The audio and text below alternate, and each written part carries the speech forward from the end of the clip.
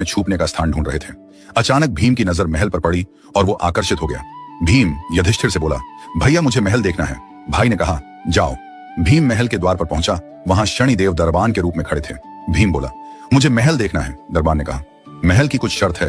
1, महल में 4 कोने हैं, आप एक ही कोना देख सकते हैं। 2, महल में जो देखोगे उसकी सार सहित व्याख्या करोगे। 3, अगर व्याख्या नहीं कर सके तो कैद कर लिए जाओगे। भीम ने कहा, मैं स्वीकार करता हूं, ऐसा ही होगा। और वह महल के पूर्व छोर की ओर गया।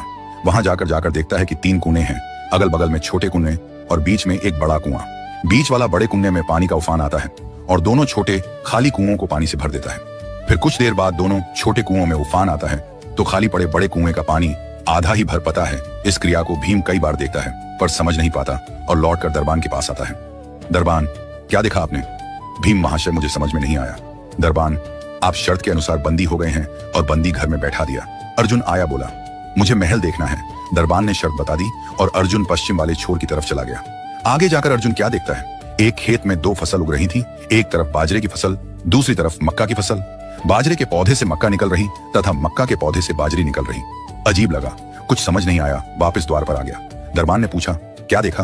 अर्जुन बोला, महाशय सब कुछ देखा पर बाजरा और मक्का की बात समझ में नहीं आई। दरबान ने कहा, शर्त के अनुसार आप बंदी हैं। नकुल आया, बोला, मुझे महल देखना है। फिर वह उत्तर दिशा की ओर गया। वहां उसने देखा कि बहुत सारी सफेद गायें जब उनको भूख लगती है तो अपनी छोटी बच्चियों का दूध पीती है। उसे कुछ समझ नहीं आया, द्वार पर आया। दरबान ने पूछा, क्या देखा? नकुल बोला, महाशय गाय बच्चियों का दूध पीती है। ये समझ नहीं आया, तब उसे भी बंदी बना लिया। सहदेव आया, बोला, मुझे महल देखना है और वह दक्षिण दिशा की ओर गया। अंतिम कोना देखने के लिए क्या देखता है? वहां पर एक सोने की बड़ी शिला एक चांदी के सिक्के पर टिकी हुई डगमग डोले पर गिरती नहीं है। वह वापस द्वार पर आ गया और बोला, सोने की शिला की बात समझ में नहीं आई। तब वह भी बंदी हो गया। चारों भाई बहुत देर से नहीं आए। तब युधिष्ठिर को चिंता हुई। वह भी द्रौपदी सहित महल में गए। भाइयों के लिए पूछा। तब दरबान ने बताया वो शर्त अनुसार बंदी है। युधिष्ठिर बोला, भीम तुमने क्या देखा? भीम ने कुणाई के बारे में बताया। तब युधिष्ठिर ने कहा, यह कलयुग में होने वाला है।